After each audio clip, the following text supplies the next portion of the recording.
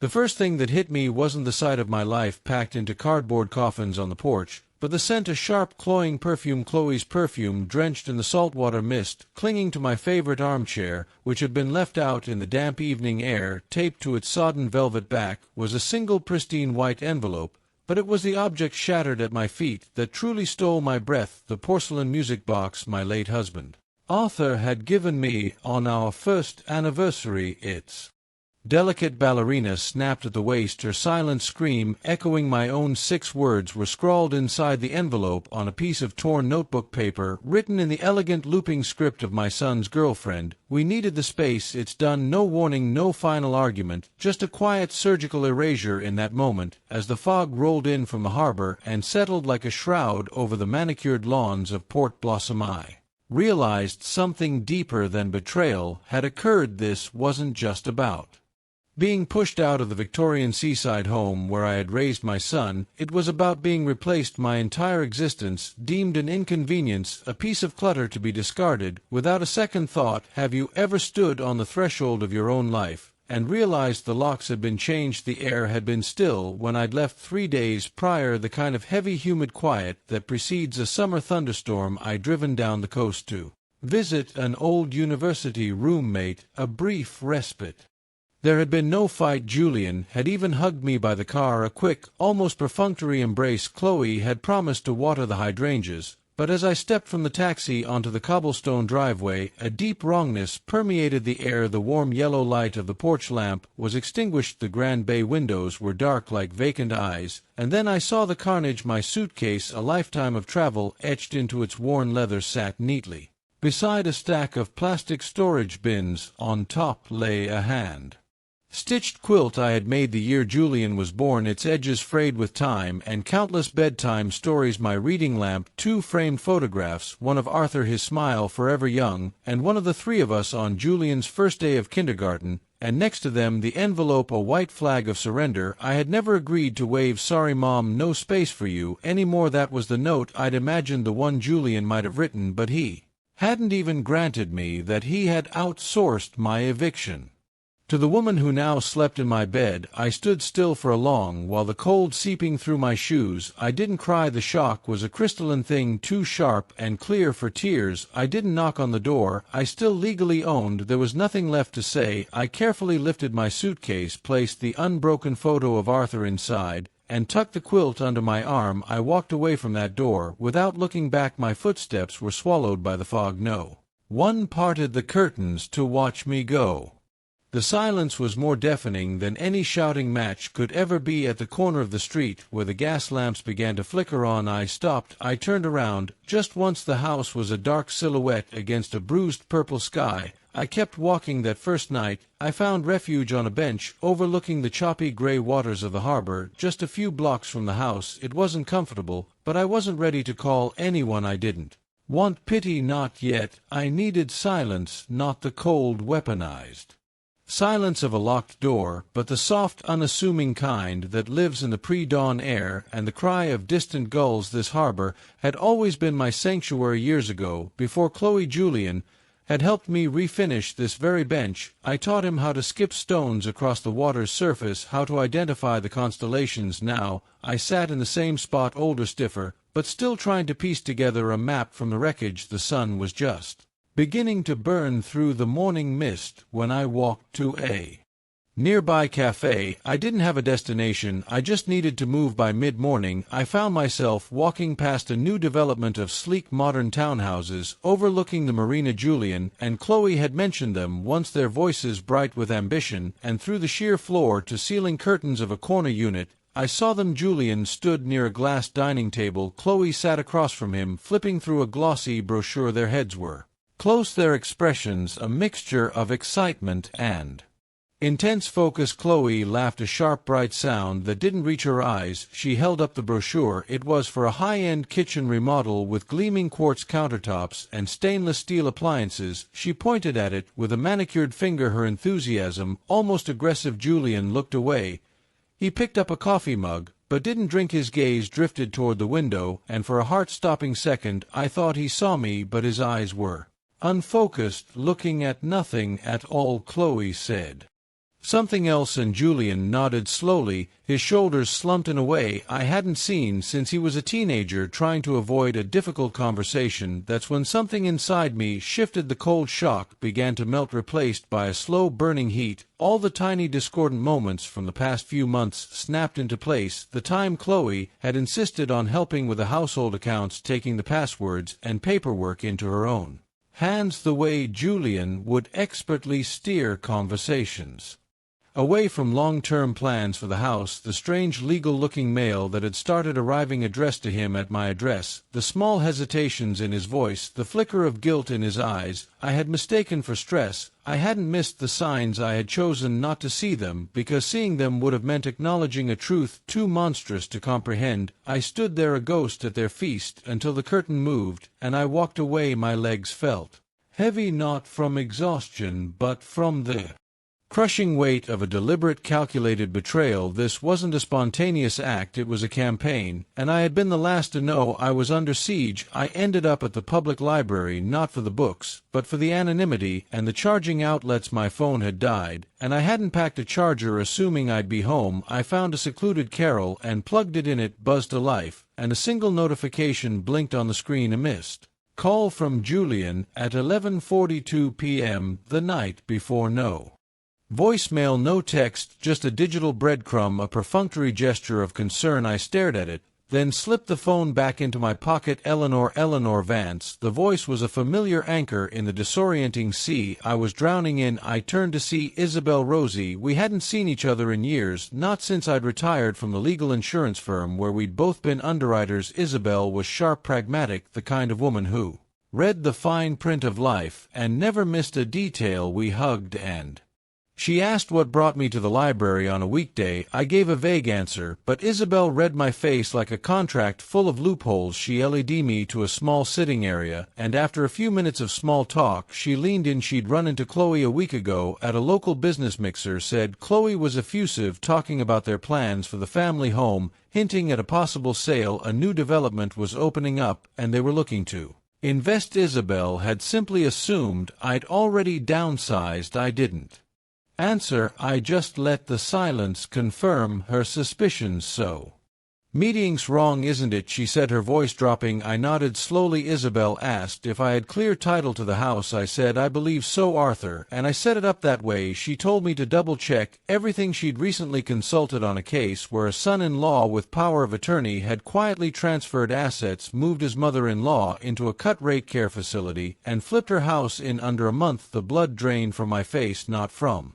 fear, but from the chilling ring of recognition.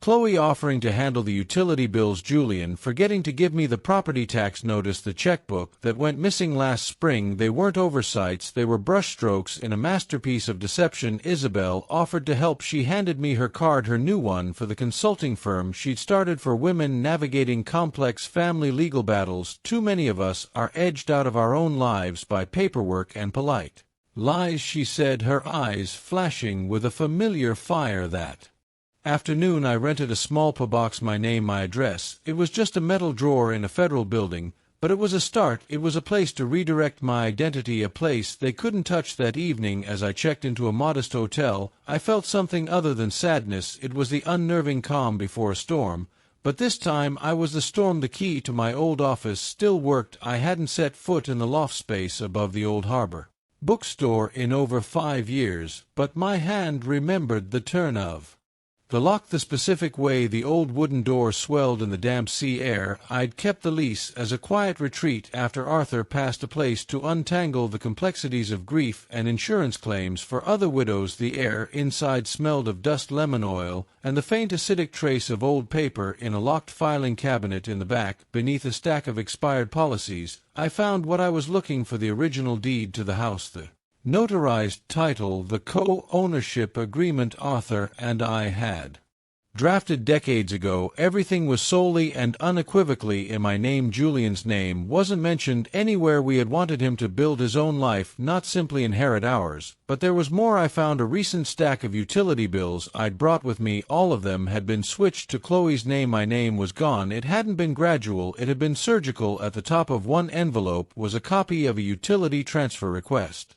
The signature in the authorization box was a clumsy, almost insulting forgery of my own. They were already replacing me on paper as if I had never existed. I didn't cry, I didn't rage. A cold, sharp clarity settled over me. I took the deed, the agreement, and the forged document, placed them in a fireproof safe under the desk, and locked it. They thought I was out in the cold, but they had no idea what I still held, not just legally, but in memory, in resolve, and in proof. The next morning I met Isabel. For coffee, I laid the documents on the table between us. She skimmed every page, her expression hardening. "This is groundwork for a forced sale, Eleanor," she said quietly. "They're trying to build a case that you're not competent, that they're managing your affairs. They think you won't fight back." Her words didn't sting, they affirmed what I already knew. Isabel made a call within minutes. She had a name: Silas Croft, a semi-retired estate attorney known for his unorthodox but brutally effective methods. He doesn't just read contracts,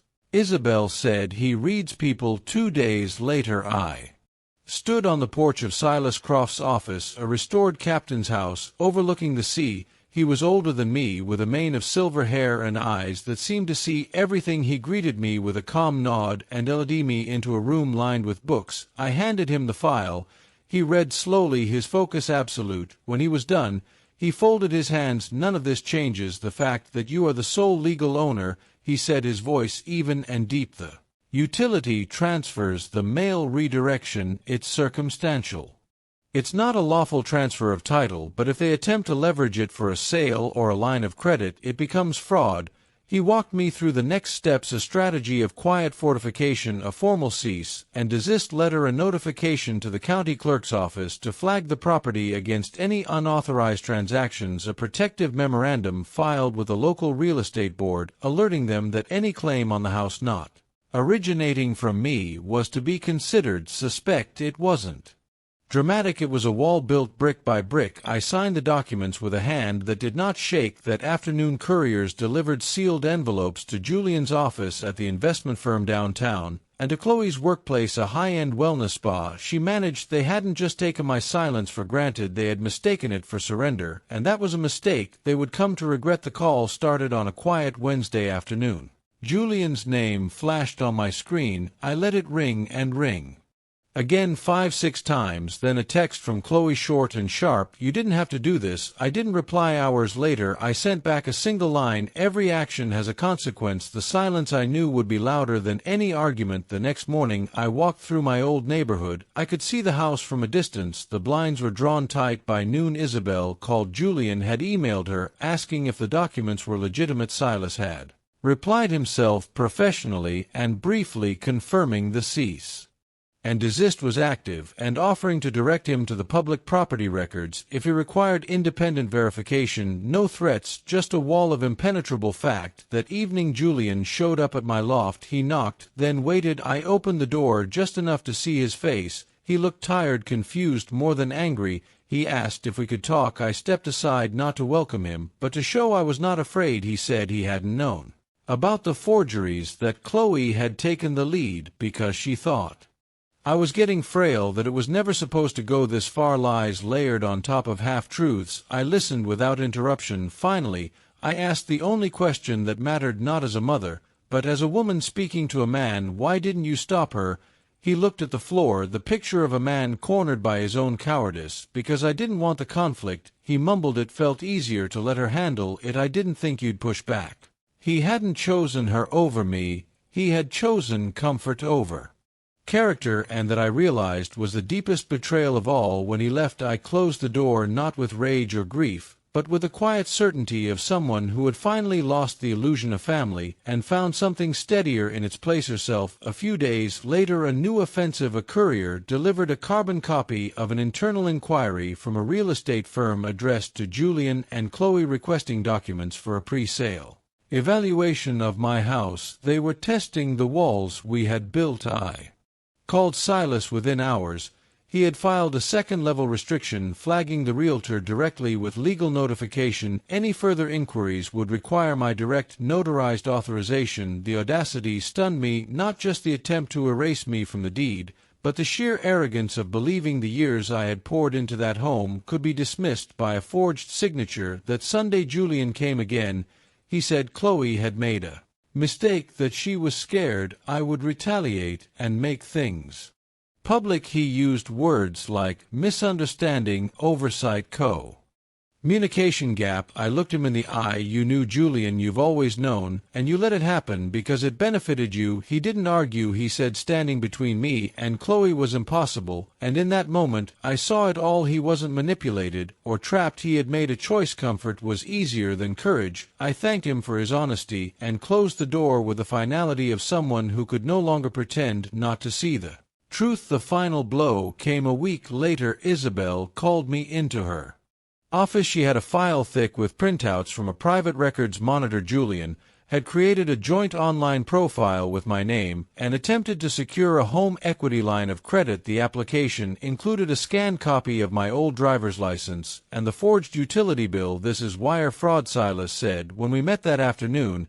he moved swiftly, filing a formal complaint with the bank's fraud unit and a notice with the district attorney's office under a quiet flag protocol, freezing any and all transactions using my name or address. A silent lockdown. The invitation came as a text from Julian. We're having a family discussion Saturday, time to clear the air. I forwarded it to Silas. He replied in minutes, I'll come with you. The living room was staged for a ceasefire. Cushions, fluffed candles, lit a cheese board untouched on the coffee table. Chloe began, her voice smooth. We know there's been some tension. This is still your home too. Silas placed a bound document on the table. Actually, he said, his voice calm and resonant, this home belongs solely to my client Eleanor Vance. Any representations otherwise have been formally challenged. We are also aware of forged documents submitted to multiple financial institutions. Those filings have been reported. Further action is pending. The color drained from Brendan's face. Chloe blinked, her mask of civility cracking. I stood up. You tried to write me out of my own life, I said, my voice steady. You thought I wouldn't notice. Then I turned and walked out. At the door, Silas paused. If you attempt to interfere again, he said, legal proceedings will follow immediately. The next morning, I walked into the old house one last time. They were in the kitchen, silent. I'm selling the house, I announced. Brendan looked up, his lips parted. But where will you live? That is no longer your concern, I said, not unkindly, but without softness. I placed a folder on the table. The listing agreement, already signed. The proceeds will not be going to you, I continued. I've transferred the full value of the sale into a trust, a foundation for women over 60 who have been manipulated, discarded, or silenced by their own families. It will help them find legal support, housing, and dignity. Isabel will be the executive director. Silas will oversee compliance. I didn't wait for a reply. I stepped outside, closed the door gently behind me, and walked away. The sun was rising, and my breath fogged in the crisp air, but I felt warm. I pulled out my phone and tapped send on the press release. Silas had drafted. The foundation would go public that week. My new apartment was small, but it was filled with morning light. I began to write, to walk, to heal. The silence didn't feel like abandonment anymore. It felt like space. One afternoon, I found the old graduation photo. I hadn't noticed before, but someone had trimmed the edge. My face had been cleanly cut out, surgically removed. I stared at it, not with sadness, but with recognition. I placed the mutilated picture in a small wooden box and closed the lid. People think healing is loud like thunder, but sometimes it moves like breath, quiet and slow. I never erased them from my memory. I simply chose not to center my life around people who had edited me out of theirs. That spring I planted lavender on my new windowsill. It grew crooked and uneven, but it bloomed. That was enough. If this story found a quiet place in you, thank you for listening. So many of us walk through years of silence before we finally choose ourselves. Have you ever felt erased, not in words but in presence? Your story has weight, and sometimes in the telling we begin to bloom again, quietly and steadily in our own light.